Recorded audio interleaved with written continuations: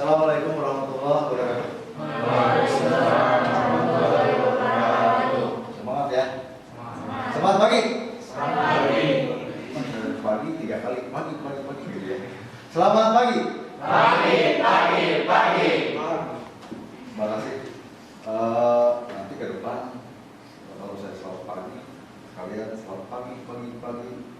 Ini jargon atau moto dari KPK. Jadi pagi, jujur, gitu ya. Jujur, ya, kompeten, berdaya. Ya, jujur, kompeten, berdaya. Ya, paham ya? Sebelum masuk ke materi penyuluhan, ya, saya sebagai penyuluh di sini pengen ada proses dulu, pretest dulu. Pretest itu untuk mengetahui sejauh pemahaman kalian tentang korupsi. Mungkin kan udah tahu korupsi, ya.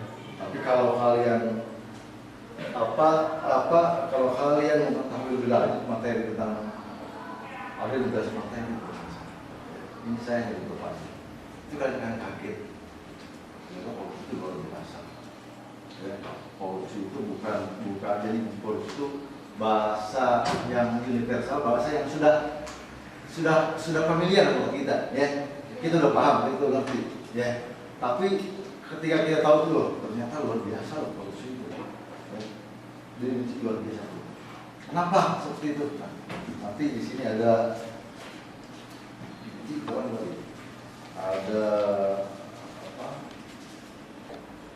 apa aja sih yang membedakan negara miskin dan negara kaya? Kira-kira apa? Kira-kira apa? Pemahaman kalian dulu. Apa kira-kira? Baik. Negara kaya Amerika lah misalnya ya, atau Jepang lah, atau di Asia itu Jepang atau China. Negara miskinnya kita ya. Setuju nggak? Setuju nggak kita negara miskin? Sebelum berkembang kita ya berjalan di tempat gitu kan, nggak berkembang. Ya, apa bedanya kira-kira? Sumber daya manusia. Coba kata. Sumber daya manusia. Benar ya? Apa katanya? Sumber daya manusia. Sumber daya manusia. Itu sumber daya manusia kita luar biasa. Kita saking banyaknya manusia diekspor loh manusia itu. Percaya nggak? Apa ekspornya? TKI, tenaga kerja. Berapa juta dari negara kita di luar negeri.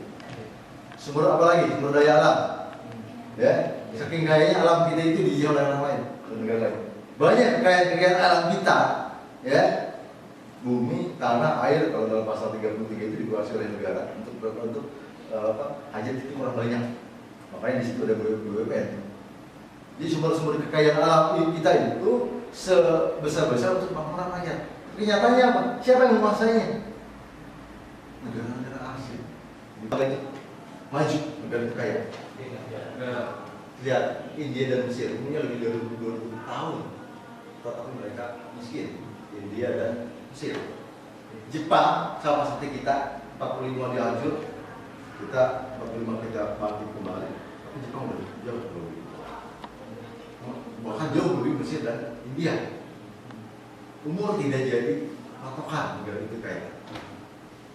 Di sisi lain Singapura, Kanada, Australia, New Zealand, atau Selandia Baru, negara yang umurnya kurang dari 150 tahun dalam membangun saat ini mereka adalah bagian dari negara maju di dunia dan dunia tidak lagi miskin. Jepang ada di Indomaret ya, ada di apa ya, kalian makan itu lisensi Jepang, Yakult itu punya Jepang juga, lisensi. Artinya dia itu punya perusahaan intinya itu punya Jepang, coba diproduksi kita di Indonesia. Sama seperti kalian punya kendaraan motor, ya. Kalian punya Supra, kalian punya NMAX, kalian punya apa lagi, CBR, ya kita belinya di sini. Tapi itu punya produk kita bukan? Ya.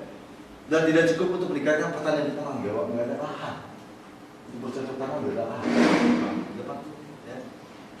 Tetapi saat ini Jepang menjadi rasa ekonomi nomor 2 di dunia. Ya. Jepang itu seperti industri terapung yang besar sekali, mengimpor bahan baku dari semua negara di dunia dan mengekspor barangnya yang kembali. Swiss, kalian tahu Swiss? Kalian tahu Silver Queen, Cadbury, Delsey. tapi dia tidak punya pohon coklat. Ya, aneh. Ya, dia tidak memiliki kebun coklat, ya, tapi buat coklat terbaik di dunia. Ya, negara saya dia 11% dari yang bisa tanam, 11%. Kalau coklat ini buat kebutuhan pokok, bukan makanan pokok. Tapi mereka impor dari kita. Tahu ya, Filipina ya, pernah makan? Pernah makan nggak? Namanya, cuma lihat dong. Ya lihat dong. Silver queen. Ya, kalau yang ekstrim itu ya, kalau yang tinggal itu ras negroid, Papua gitu ya. Rasanya seperti itu ras. Kita masuk ke Indonesia itu mengoleh. Ya, ada ras merah, ada kulit merah, ada kulit putih, nah, gitu.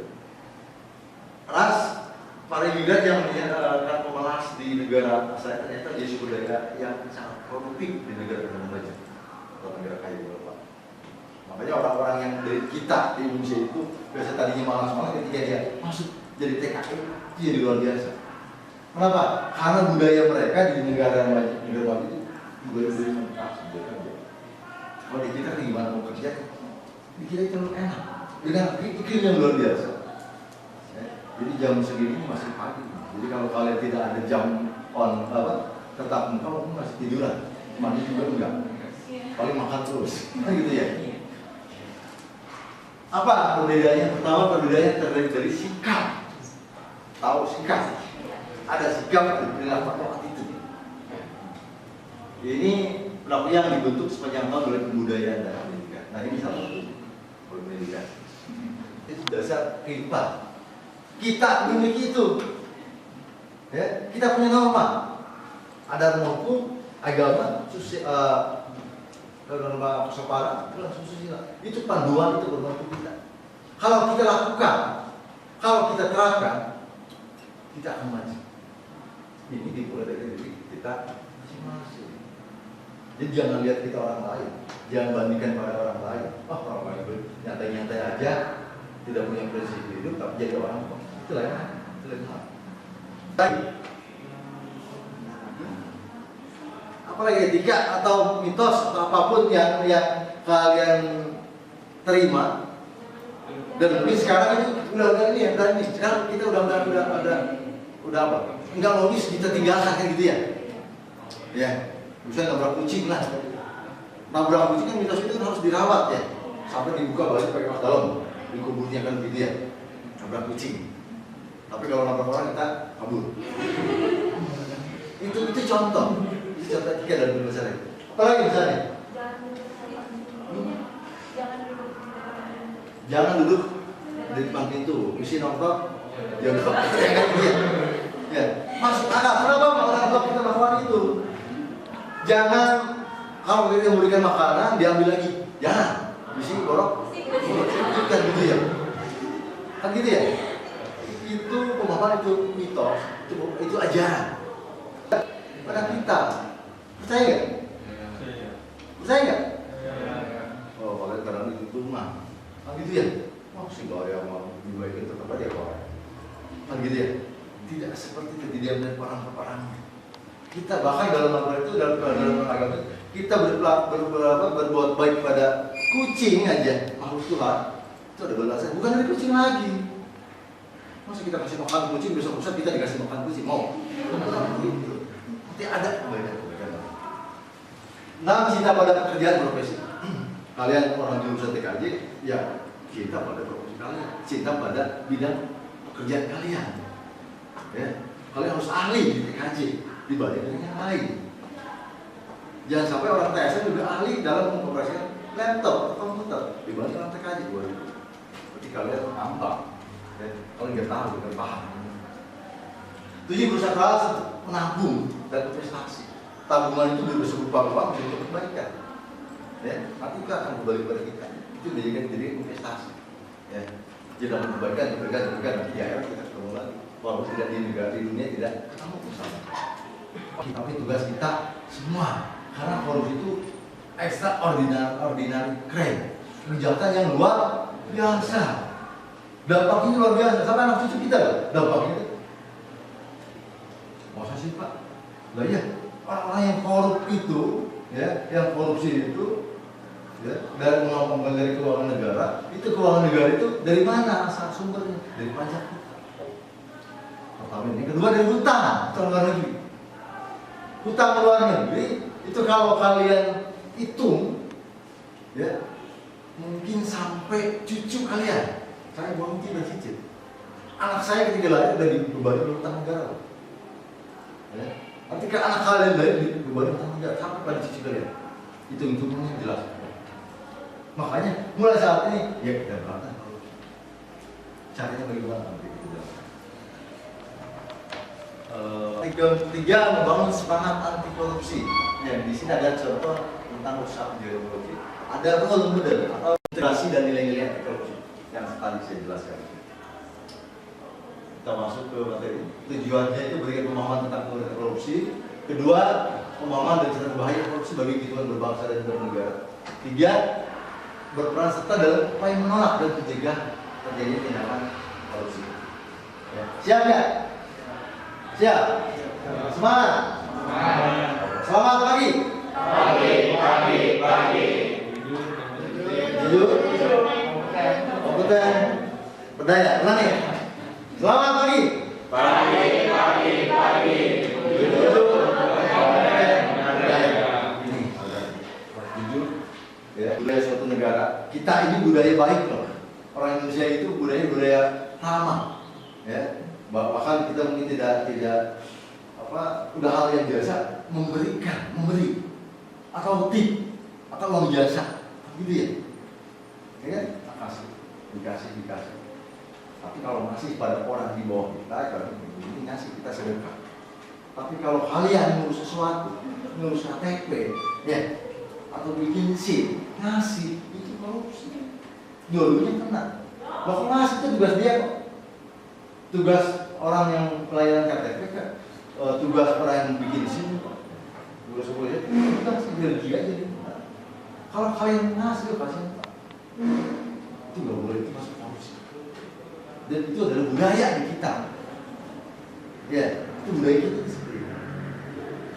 Keempat, faktor kelembagaan institusi. Nah, institusi di kita banyak.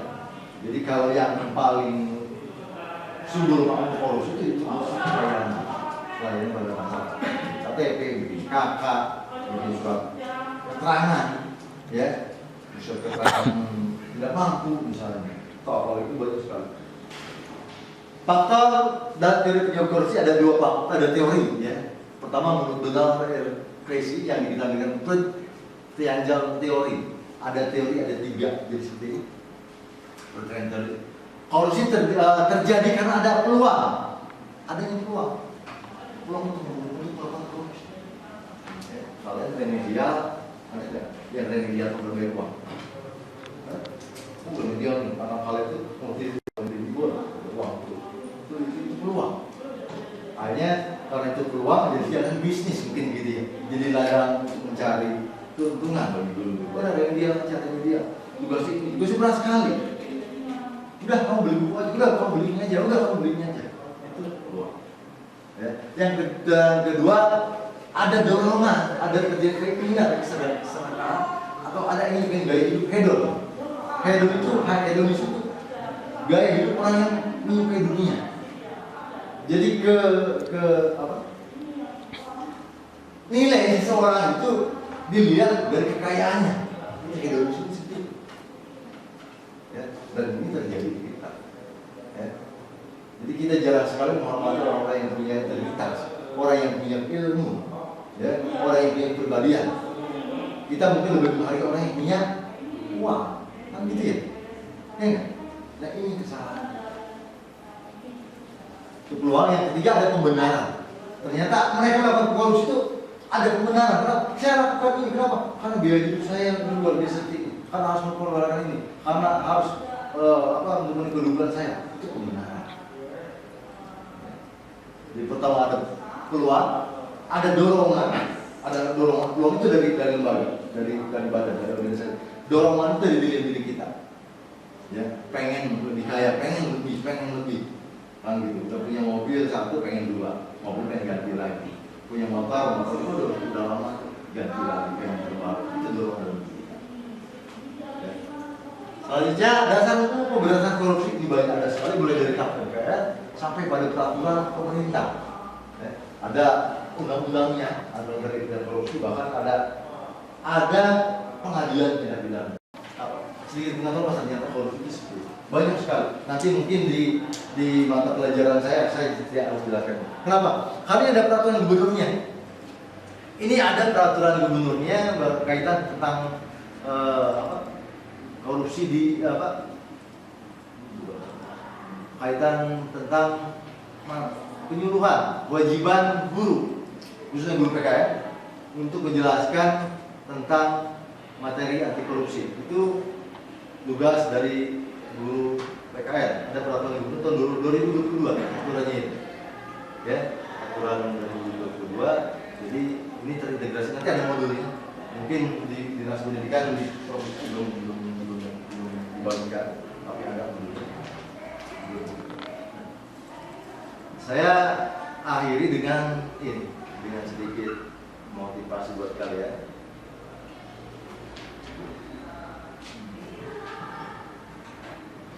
Ya, pretest, nanti kita lanjutkan post test. Oh, tidak semua dapat ya? Yang belum dapat siapa?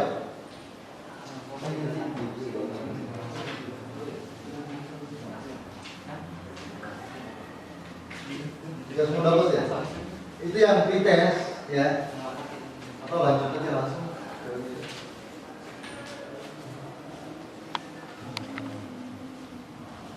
Yang tadi seadanya aja, tadi yang tadi selesai yang tadi dikerjakan, nanti yang selanjutnya ada yang kedua itu ada.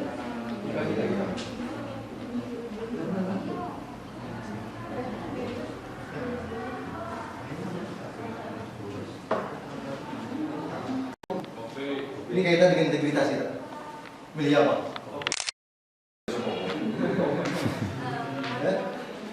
Wortel, apa telur, apa kopi? Kita lihat. Ini dalam menjalankan kehidupan. Karena kehidupan itu banyak sekali dinamikanya, dan kita dituntut harus berbuat apa? Kita harus beradaptasi seperti apa? Nah, mau jadi seperti apa kita? Coba perhatikan, kalau ada gambar berisi air di atas air di atas api ada. Nanti kita di mangkok pertama kita masukkan wortel, mangkok kedua kita masukkan telur, di mangkok yang ketiga kita masukkan biji kopi yang telah ditutup atau bubuk kopi.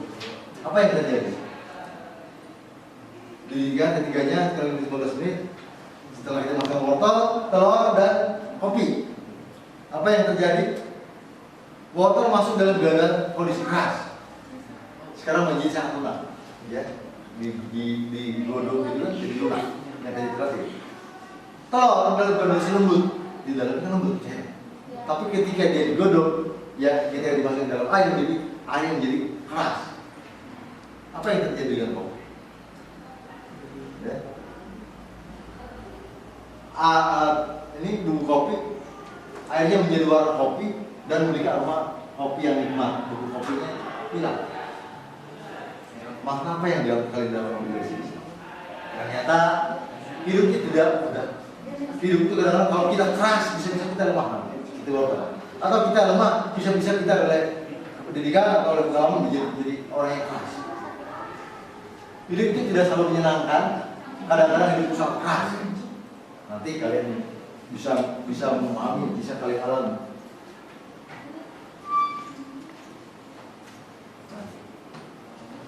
Semuanya tidak terjadi seperti yang kita harapkan. Orang-orang tidak berbuat kita seperti yang kita harapkan. Kita kerja keras, terus baru hasil yang sangat sedikit. Apa yang terjadi ketika kita menghadapi kesulitan? Kesulitan. Nah, kalian perhatikan lagi. Kita tidak mau seperti wortel, kita masuk dengan keras dan kuat, tetapi kita keluar dengan lunak dan lemah. Kita juga tidak mau. Kita jangan menjadi lelah, kita jangan kehilangan harapan, kita jangan menyerah, tidak ada lagi semua berjuang jangan seperti wortel. Tapi kita beku, ya, tadinya kita lembut, tapi kita dari perlakuan tidak baik, akhirnya kita jadi keras. Tidak ada lagi kegagalan yang kita hanya baik, jangan seperti telur. Ya, kita dapat seperti kita dapat seperti biji kopi, Air tidak mampu mengubah bubuk kopi. Bubuk kopi yang mengubah air. Air itu kehidupan. Artinya berubah karena bubuk kopi. Coba kalau kalian rasa kopi luar biasa, jadi ada adaptasi. Jadi tidak berubah kopi, tapi mereka bersimbiosis. Ya, mereka bekerja, mereka bisa adaptasi. Jadi kopi dan air itu berinteraksi. Jadilah makin panas artinya makin nikmat. Kalau kalian suka kopi ya luar biasa. Itu dalam kehidupan. Dan selesai demikian mungkin hasil akhir dari penjualan ini. Jadi mudah-mudahan kedepannya kalian punya semangat untuk anti korupsi, ya, untuk memberantas korupsi. Siap? Siap. Selamat pagi. Pagi.